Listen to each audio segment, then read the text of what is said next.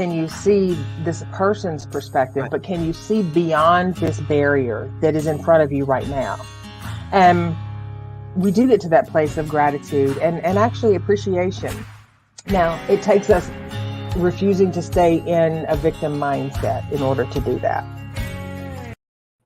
That's our Teri, refusing to stay in a victim mindset. Hey, girly. Teri, are you there? Are you here? Hello. Well, you look good.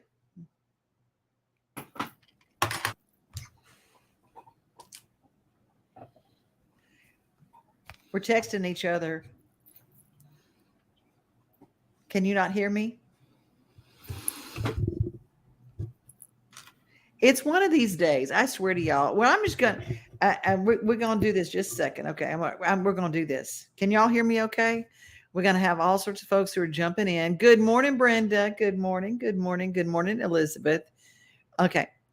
I know. Teri looks great, but it looks like she can't hear you. It's exactly right. And we're working on it. We're working on it. Okay. Good. We got that. Okay. We got everybody where we can hear everybody. Now let's see if Teri can. Teri, I can hear you. There we go. Here we are. Look how good you look today. What you doing? Thank you, darling. I'm living my best life. What you doing? Taking stuff out of my bucket. All right. Yeah, I know. I was like, what are we even talking about today? Yep. I said, we're going to have that bucket and we're going to, there's something about having it on the bucket list.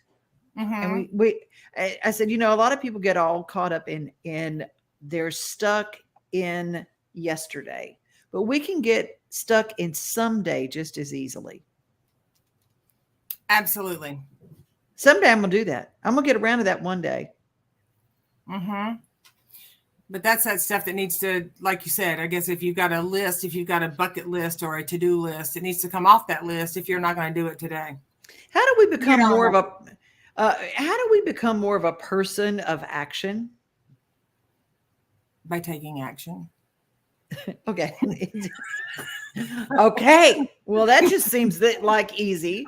Well, I mean, give me an example. Like what's the example? Well, to go from procrastinator to activator, because I'm bad about not getting things on the list and getting them done.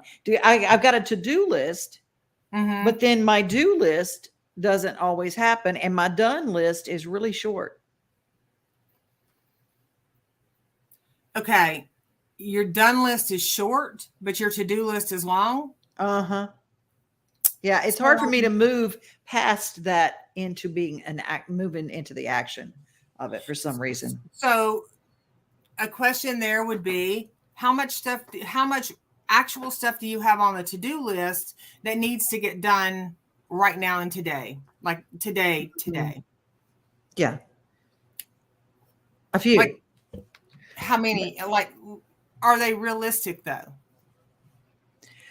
For me, yeah. They're pretty realistic. And sometimes I think that the reason that I procrastinate is because the things I procrastinate on are things I really don't want to do.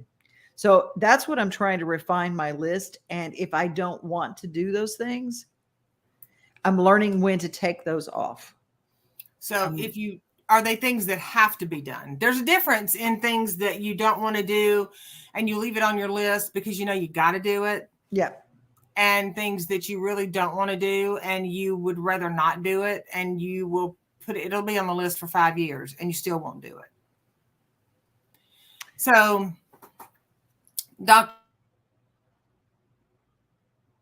appointments, just create the space to do them and do them. Cleaning out the gutters. Don't want to do it? Don't put it on the list for 6 months. Hire someone to do it. Right. Good point. Elizabeth says, Lordy, I'm good at filling up the bucket list and not checking anything off. Angie. Hey, Angie, I haven't seen she's my sister down in Louisiana. And we do have things that we just don't get to. I'm absolutely great at taking the items off the list when they involve something to do for others. When they're just for me, they typically stay on the list. Okay. So then that would be assessing why you're not a priority.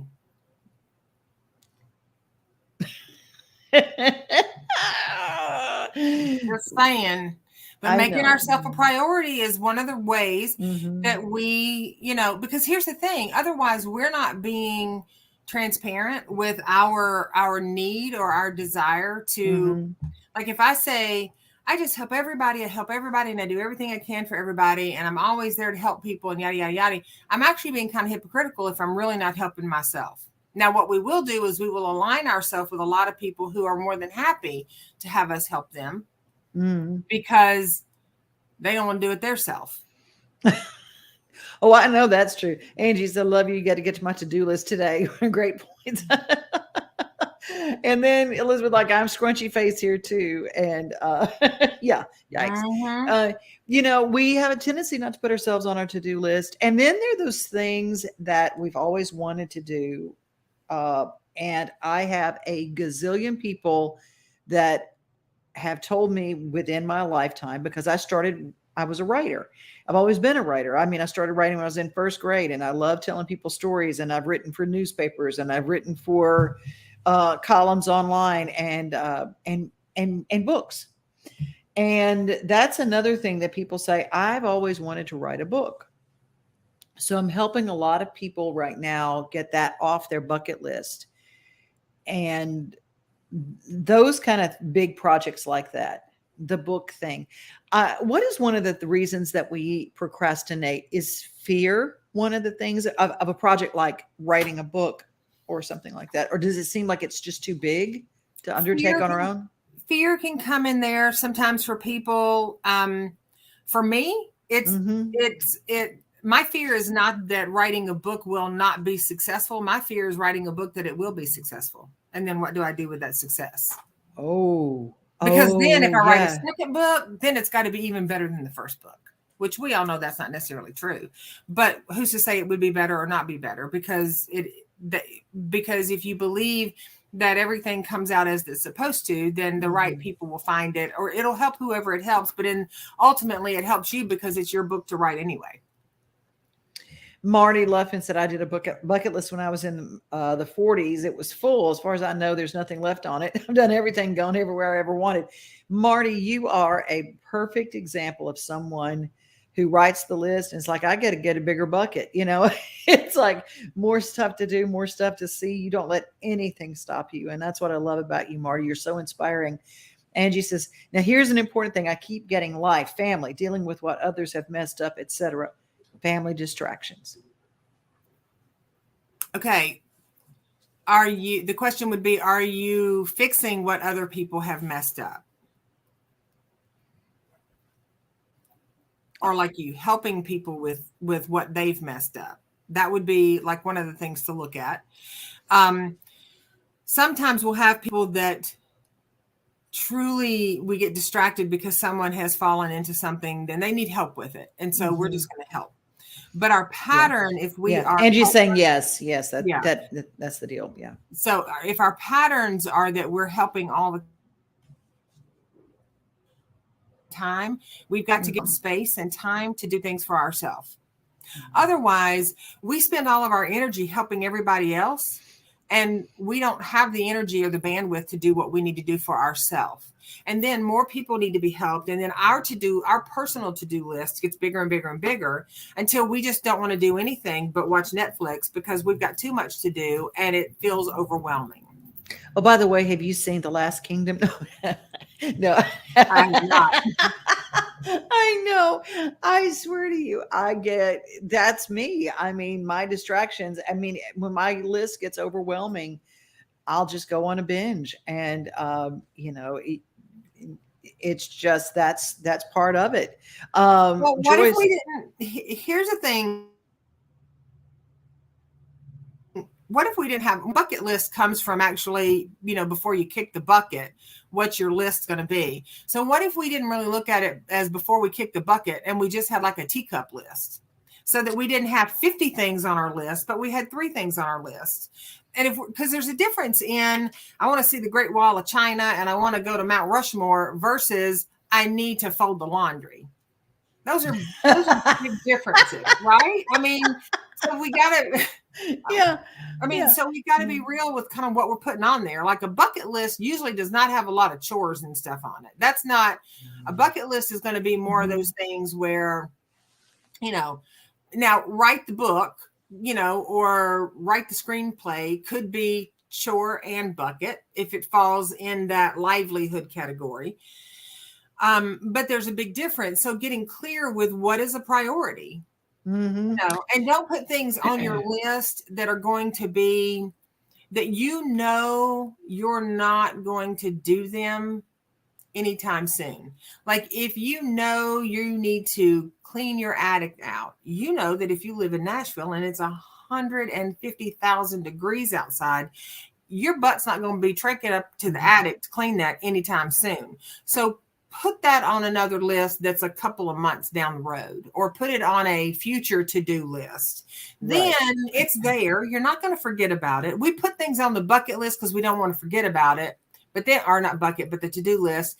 And then there's so much on there. We're overwhelmed with it. And we don't want to do it at all. We're getting a lot of comments about being overwhelmed. Joyce has brought up rejection as a reason for not doing something. It's just there. And she adds I stay overwhelmed because I try to help everyone else solve their problems and just put mine on the back burner.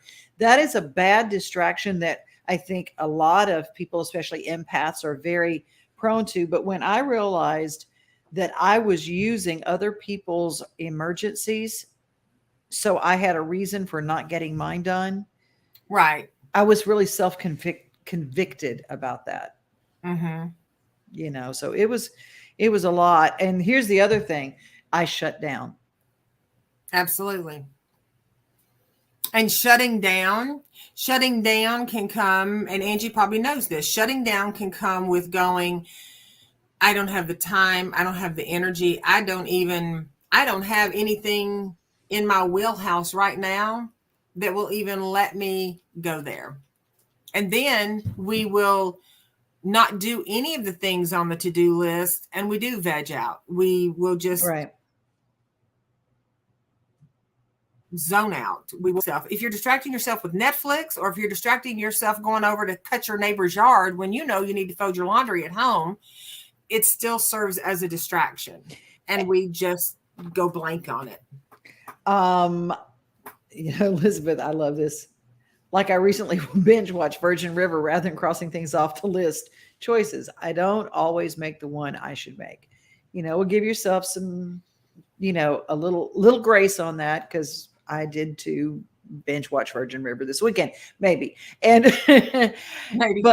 maybe, and I like Corinne. I can't carry a bucket anymore, but I can do a teacup. There you go. And that's the thing, is knowing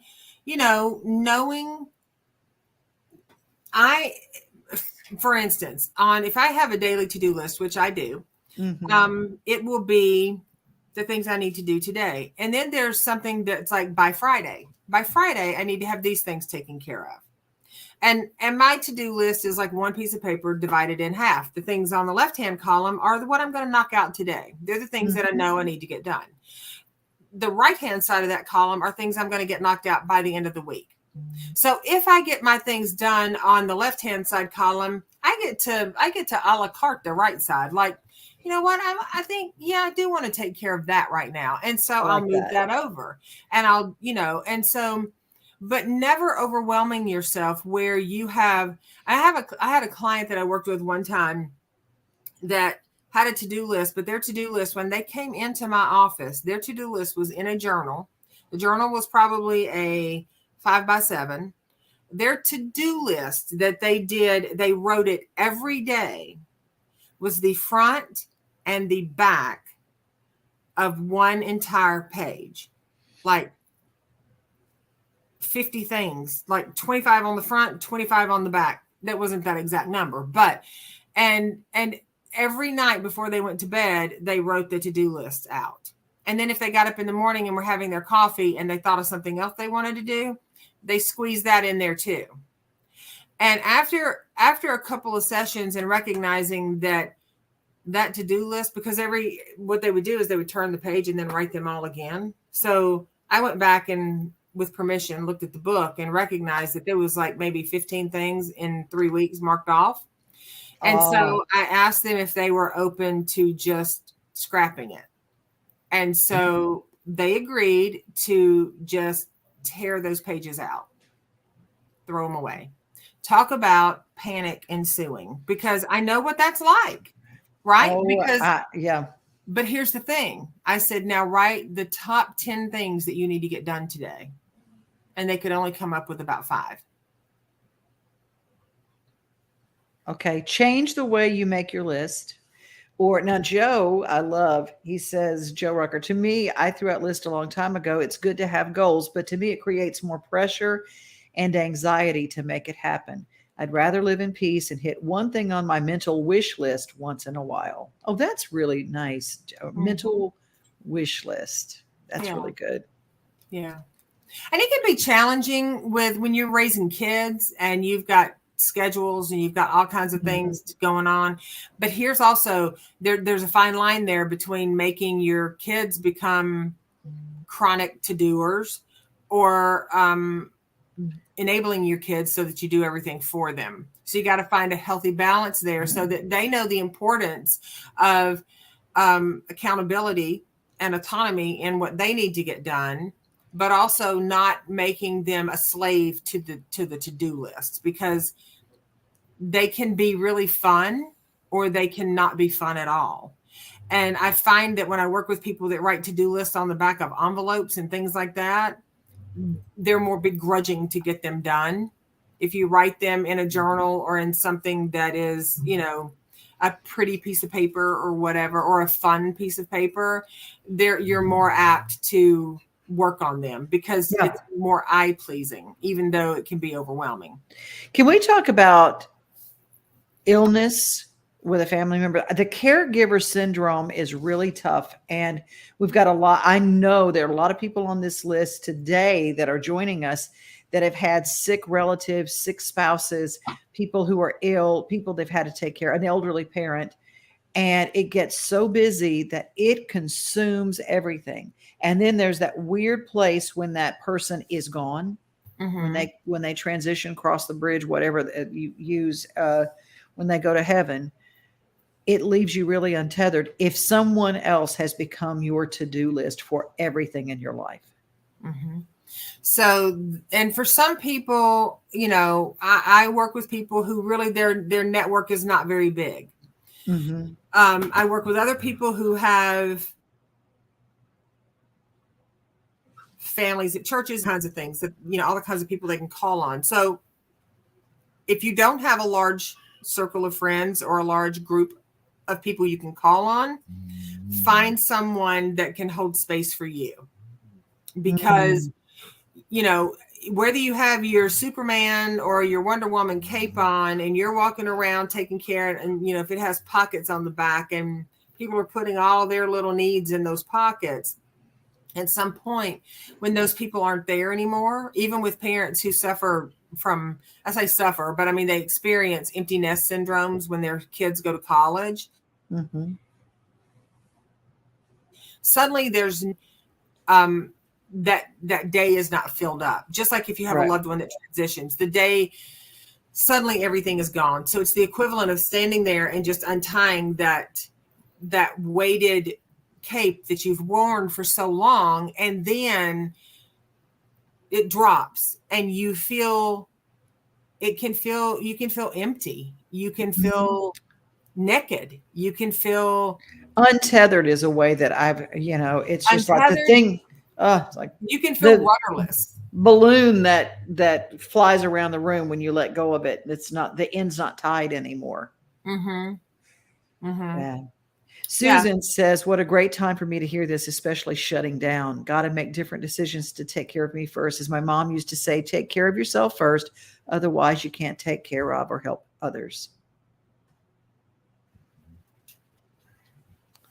Definitely. And also, and I go back to this a lot, and I know it's a touchy thing to talk about with people sometimes, but knowing who you're taking care of. Now, I get it. We got, we can have parents, or we can have siblings, or we can have people in our life that need us. They need our help. And there's sometimes there's an obligation to help. Sometimes you just do it because you want to do it.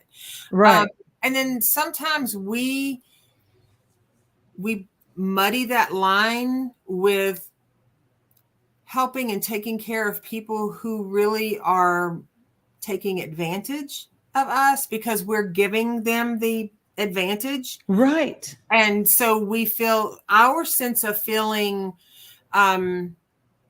important, useful, all of those things are filled with an instant dopamine rush and instant gratification, even if we are begrudgingly doing those things because we don't have the energy, because we're tired, because we're whatever we are. And also sometimes because it's never reciprocated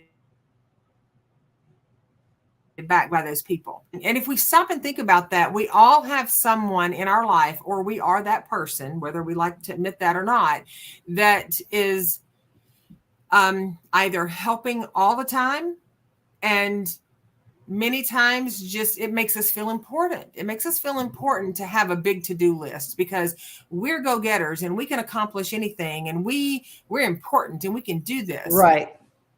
That's not good, bad, or indifferent. It's just very taxing on our emotional well-being and our physical well-being because we train ourselves to be busy. And if we have little ones, Yes, we train the little ones to be busy.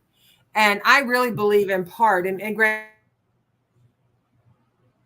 I don't diagnose or prescribe. We have a generation of young adults right now and adolescents right now that it drives them crazy to be bored, to have nothing to do, because we conditioned people. We got to go here at 3, then we're there at 4:30, and then we're going to go home and we're going to grab fast food on the way home. And hey, there's no judgment, right? We do what we do, but we're going to grab fast food on the way home, and then we got to be here at 7, and then I'm exhausted. Okay, well, so-and-so needs me to do this, so I got to do this.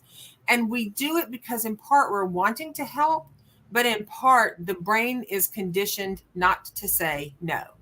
And until amen. And until we start saying it. And this right here can be a blessing or a curse. Mm-hmm. I used to feel bad if I didn't have something in every square. Mm-hmm. Oh, girl. Now, I know. But it's the deal. I felt a lot of pressure. And I have learned that saying no, I have someone dear to me, that has asked me to go to something a couple of weeks from now. And I love him. If he's watching this, I love you. And I want to go to his thing so bad, but I have got 2 other things and I know it's going to sap my energy. It won't even be safe for me to get in the car and drive after that because I get tired. And there was a time in my life when I was boundless energy. That ain't now. I still do more than the average bear, but I've learned the freedom in no is a complete sentence. Mm-hmm. And there's a freedom in that. And I want everybody here to write down no is it's a freeing place. And you can say no with love and with grace. And it's all right to just say, I don't have any more gas in my tank. Well, and some people will say, no, I don't have any more gas in my tank. And then other people will feel shame for saying they don't have gas in their tank because everybody else should have gas in my tank. I'm not having to deal with what this other person's having to deal with. And so the least I could do. And we as a culture get ourselves in this, we get ourselves in the trap of saying, if you got a to-do list, make it a to-do T list, make it little and have one thing on there that's good for you that day. Oh, that's what Angie said. I feel accomplished if I can finish 1 or 2 projects a day. And I think that's good. But also put something on your to-do list that feels good to you. Ooh, that's important. Yeah, not just the chores of the day, not just the task of the day, but the joys of the day. Absolutely. I mean, it can even be something that is for people like, I love my hummingbird feeders. I mean, I got 2 of them. So I love them. And the hummingbirds have just started coming. So one of my, that's not even on my list because I do it every day. And I say every day, I really do it every day. Even if I have to be at my office at 7:30 for a client, I get up earlier and I do it. I go out, I check the bird feeders. I have my coffee on the patio. I watch for the fox that I feed. I watch for the deer to come by. And I live in Nashville. So, if we're talking about fox and deer in the middle of downtown Nashville, I'm not in downtown, but I'm close. But I don't make that time. I allow that time. Oh, that's a beautiful way to put that. I allow myself that time to sit there and drink my coffee and feel the breeze and whatever. And if it's super hot outside, then you know what? I'll sit in my living room because I love my living room, and I'll open the curtains up and I'll just allow myself time to sit there and have my, my cup of coffee. And, I don't fret with, I got to make my to-do list right now, and I got to do this and I got to do that, because all of that is just taking away from that beautiful moment that you're allowing to happen with other stuff. I just love this. I love this. Elizabeth, says that's a great idea. I need to not keep adding to the list, but rather look at it, prioritize, and only have a list with a few high priority tasks, adding, and I need to decide if my to-do list is really right for me as opposed to what I think it should be. Does anyone really care if closet is organized by color? Hey, I'm right there with you. I'm right there with you. I'll tell you this, Elizabeth,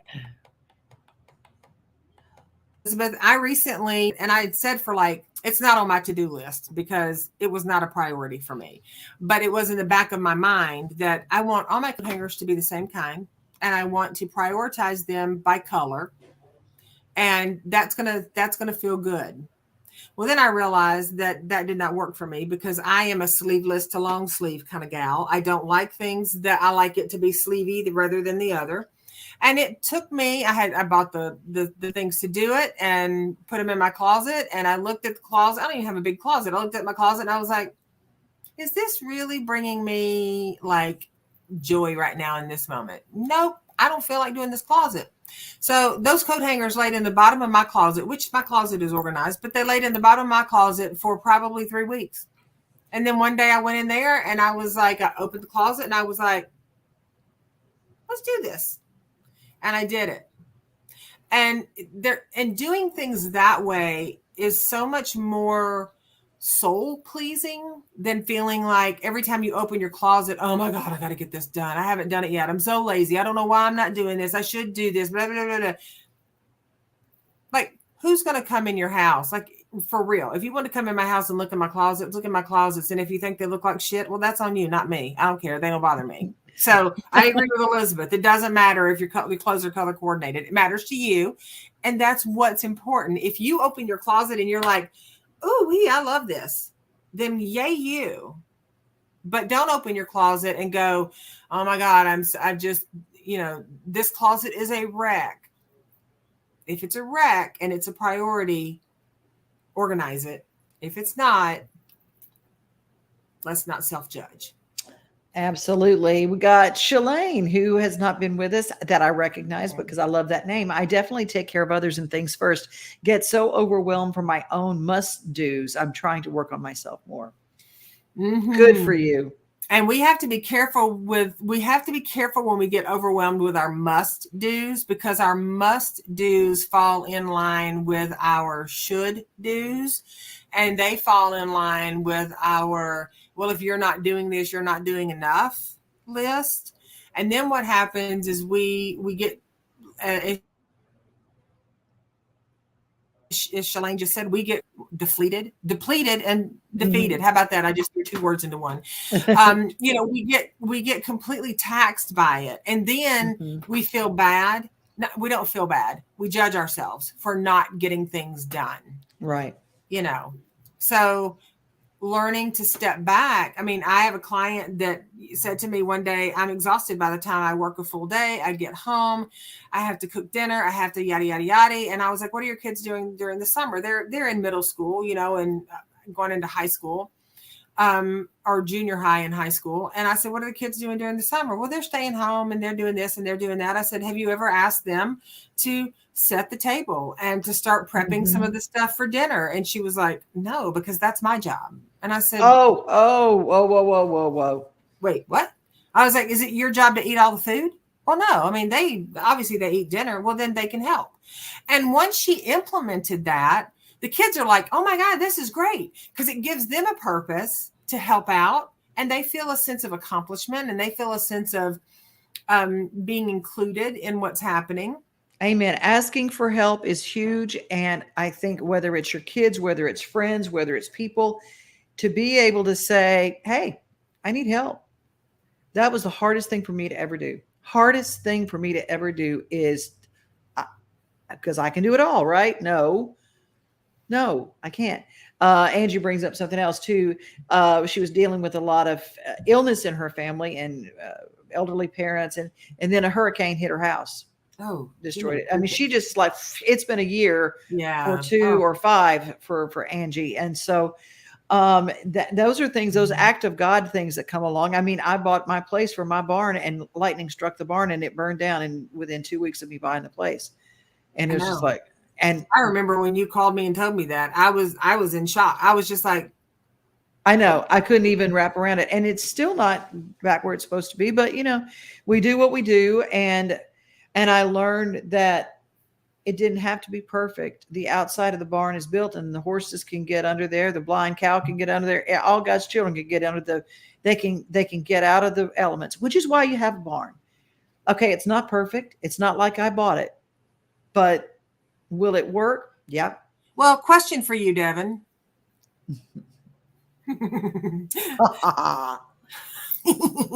Question for you, Devon. Does Stevie think it's perfect? Oh yeah, he thinks it's great. In the middle of winter, when I've got the heat lamps in there, he's like the one animal that's in there under his heat lamp, just laying down.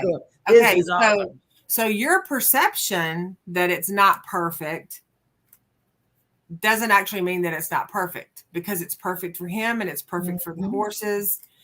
It's just your perception that it could be better. Amen. But don't we do that to everything? Yeah. If we lose 50 pounds, but I could lose 60. If we, get, whatever, color your hair, but it could be a different color. If we as human beings have this incredibly twisted way, and we're brilliant at it, of always one-upping our own, but it could be whatever. And it could be, sure, but why not just appreciate what it is? Oh, I know. I hear it all the time. Songwriters go, I just wish I could get a song cut. And then they go, yeah, but this person's not even releasing music anymore. Yeah, but it didn't go top 10. Well, gosh, I wish it'd gone to number 1. I mean, it's all this stuff. And we do that. We find those things instead of going, initially you wanted to get a song recorded by somebody. And you got that. Every time we get something, we go, okay. And it's all right to have goals to achieve, always look ahead and go, what can I do now? But as long as you don't belittle the accomplishments that you've achieved on the way there. Joyce is with us. And when I take care of my mother after stroke for 2 years, I just felt disconnected from life, but I do not regret it. My father's 83 now, and I have to check in on him, but not heavy duty care yet. Sure. And we can be checked in. We can be pulled away and checked out from life, and we don't have to regret that. There's no, some people are checked out of life and they just, they don't want to check back. Good without all the busyness. I'm good without all that. And that's fine. That's fine. Yeah. Angela, me, 7 years having my father-in-law in our home and just transitioning to adding hospice care. I am overwhelmed. I can barely take care of myself anymore. That's the other thing is I think a lot of us found this after the pandemic, y'all putting on pants seemed like the chore of all chores to go out and be in public again after I stayed home. And I didn't mean I wasn't going without pants, but I'm wearing pajama pants every day. I mean, getting ready and the day to day, okay, I've got to be in front of people. Hair in a scrunchie. Someone saw my hair yesterday and they said, gosh, your hair's gotten really long. It's because most of the time it's up in a scrunchie on top of my head and I don't do anything with it. And it just occurred to me, I go, we forget how to take care of ourselves. We forget because we get so focused on everybody else's needs, and we realize, ever see a picture of you when you were in a period of your life when you were the caregiver and everybody gets their picture and everybody looks great except you look like a bedraggled wet rat or whatever. You're on the side of, and you didn't know at the time that was you, but you look back and you go, oh my God, was it that bad? Yeah, it can be that bad. Brenda says, as a caregiver, you feel empty and lost. Yeah, darn tootin' you do. But we can change that. Well, we can feel empty and lost and completely overwhelmed at the same time. There's this paradox that happens when we are caregivers or caretakers, where we can feel completely overwhelmed, filled to the brim, cannot do another thing, but feel completely empty and depleted at the same time. And that is when we have to, and I say this a lot to people, you got to ask for help. And that's an easy thing to say to people. It's not so easy for some people to do it. And it's not because people are out there trying to be martyrs and trying to save the world. It's just because sometimes you're the only person that can actually do what has to be done. And that's not a fun place to be for anybody. That's right. So that's why I say, even if it is 5 minutes or 10 minutes a day, just for you. I've got a client that's a caregiver, and she says the best part of her day, not that she doesn't love the people that she's caring for her client, her parents, but what she does, she starts her day and she ends her day in her car with the radio off, just sitting in the car in the dead silence. And she just does some deep breathing. And it's not because she's frustrated, and it's not because she's overwhelmed, and it's not because she had a horrible day or she's dreading the day. She just gives herself 10 minutes a day. This is my time. This is my time. Yeah. Mine is at night. Comes through, put your phone on silence. You're just talking about 5 or 10 minutes. Now, if you're holding vigil for someone who's transitioning or passing away, you're not going to give yourself 5 or 10 minutes. You're going to hold that vigil, and then you're going to take care of yourself after that. But we're not talking about people actively, you're not sitting there with someone who's actively dying and going, oh, I need to go suck my feet for a few minutes. I'm not talking about that. I'm talking about creating a healthy habit for yourself during the day. I love it. The most guilt, Joe says, is having a sick or elderly loved one states away. We make promises to ourselves to travel there more, but life just doesn't allow it. Boy, the last 2 years have been a lot of that. We put the heavy guilt on ourselves because we can't do more. Mm-hmm. That happens a lot, but letting go of that is something we have learned to do, or we've learned we have to do that this year, because so many people said goodbye over an iPad, and it was hard and it was terrible. But I will say, when those people transition, they're all around you. They're no longer encased in that. And that's where we have to put it. We didn't get our goodbyes. So I think there are a lot of people suffering for the goodbyes that they didn't get to say. Well, and there's a lot of people who, a lot of times I hear people say, well, if your parents live in another state, just FaceTime them. And I'm like, okay, well, if your parents are 60, 70, well, maybe not 60. Well, maybe they are 60 and they still don't know technology too well, or they're not interested in technology.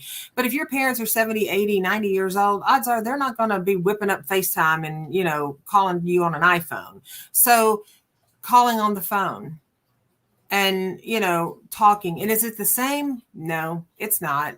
But is it something we can do? Yes, it is. Yeah. You know, I have clients that I tell them their parents live out of state, and I tell them, they're like, I just want to call them and talk to them. And I'm like, write them a letter. Because parents come from a different generation. They don't come from a techie generation. I have had senior parents tell me when they have called me because their adult child has sent them a letter, they've asked permission to call me and thank me for them writing a letter, because they come from a generation where getting a card or getting a letter handwritten or, written out in a card means so much, because that's the generation they come from. Well, it's also a tangible thing that doesn't go away. You don't hang up the phone and it's in the ether. It is something that you refer back to. It's there, and if you're a parent and you get something from your child, you remember teaching your child how to write. You worked with you remember the first letters. You had the refrigerator art up. So imagine, go, wow, she still makes her B that way. She still makes her S's that way.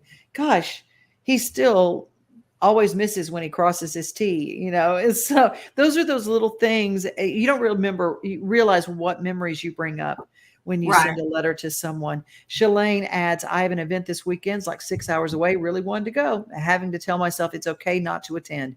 It's really bothering me. I know that I should not go, but struggling, feeling guilty. Just my feelings. Needed to take this off my list. Oh, Shalane, hearing you there. I had to cancel something I really wanted to do, but it's just not the time of year when I can do it. Right. And also looking at why your needs, or why our needs to take ourselves off of a list are not important enough, or not as important as the need to please another person. Y'all, did you hear that? Say that one more time. Examining, reflecting, or contemplating on why our need to remove ourselves from a list is not as important as our need to please another person or persons. Most of the time it's, we don't want to let that person down. We don't want them to feel a certain way about us because we didn't show up. We don't want them to XYZ, whatever. But we have to look at that and go, okay, so, I had somebody tell me one time, I can't attend this wedding and I feel really bad about it, so bad about it. And I said, well, do you want to attend the wedding? And they were like, well, I mean, kind of, yeah, but kind of no, because, and they gave their reasons. And at the end of the day, what happened was, and I said to them, there are 200 people coming to this wedding. Whether or not you show up, I mean, I said this, and it was, me, I'm direct. I was like, unless you're the mother or the father or the bridesmaid or the groomsman, if you're a guest in the 56th row back, your presence is not that important that you're going to rock their world and ruin their day. But sometimes we are made to think, from parents and other people, that if we don't show up, we're letting down, disrespecting, not being, and we're going to hurt someone's feelings. Oh, that's not necessarily the case. Dennis joins us from Iowa. Good to see you there, Dennis. We're bringing this thing to a close. And Shalane says, I'm so bad at this. You're not bad at it. You're not bad at it. No. We're just trying to get through. Heck, I'm getting overwhelmed with all the tomatoes I got growing. Going to be canning soon. See, there you go. There's is when all else fails, make lemonade. Can the tomatoes. Oh, I love this. Someone once told me the word "but" negates everything you said just before. It does. I've lost a lot of weight, but I need to lose more. Well, you just then just slapped in the face all the work you've done because you haven't done enough. And Joy says, I'm a total people pleaser. I always have been. It makes me struggle the older I get. Helen says, agreed. Helen, good for have you here. Hey, Ken, there's Ken. We're glad to have you here. Glad you liked it. And we're closing things out. Thank you all. Susan says, great topic, valuable info. Walking away from my to-do list, off to play ukulele. Yes. Woohoo! I And love play with those beagles, Susan. I know she's a beagle girl. Hey, y'all, we are here each and every week on Wednesdays, and your comments make the show. Thank you so much for being here. Make sure you go to Transcending Turbulence and subscribe. Teri Pugh, tell them how they can find out a little bit more about you. You can find me at teripugh.com or on just about any, well, not any, Instagram and Facebook. That's where I hang out socially. I will say this. When I hear people like Joyce, and Joyce, I'm calling you out on this, honey. I love you lots. But when people say that's just who I am, or that's who I've always been, that is who we might have always been. But if we're a people pleaser, we can't forget that we ourselves are people. So we have to turn some of that feeling good onto ourselves. We have to include ourselves in that. And we're taught to be those things. We're not born as babies to just be people pleasers or fixers or doers. This is great. Everybody is just giving the thank you so much. And y'all, I've started this show because I asked Teri to join me every week. I said she is the busiest person I know because she coaches full time. And I love you too, Angie. I wanted y'all to get what I was privy to because what Teri brought me through saved my life. And I ain't even joking. And if you need help, I want you to get it. And teripugh.com is how you make an appointment. It makes me tear up every time. It's because you walked me through the fire, girl, through the valley of the shadow. And you and Jesus. And it was just it. That was where I was. And so I want to tell you, if you need help, I cannot recommend her higher because you give this to so many people. And I wanted the world to know about you. Well, I appreciate you. And I love you. I do. I love you more than, what do you say? Lunch and jewelry. I don't wear a lot of jewelry, so, lunch. I love you more than lunch. There you go. There you go. I love you more than Chinese food, Devon. Okay. I love me some Chinese food. I know you and me both. Hey, speaking of, that's the last thing. Put somebody you love on your to-do list. Put them on the calendar somewhere. And that's where I learned from Teri. You got to put yourself on the calendar and it will happen. But do something fun once a week, at least once a week, and do something for yourself once a day. So. Absolutely. Absolutely. All right. And I will just say in closing that, again, to piggyback on what Devon said, we appreciate each and every one of you and your comments and your sharing and your vulnerability to share, not just with us, but with the world. Because we all know if you put it on social media, it's out there forever. So whatever that means. And we appreciate you all. So until we see you next week, yes. Oh, Elizabeth loves you more than pizza and Netflix. Good deal. Good deal.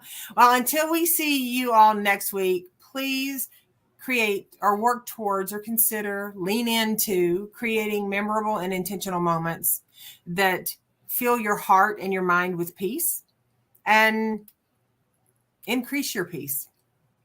Amen.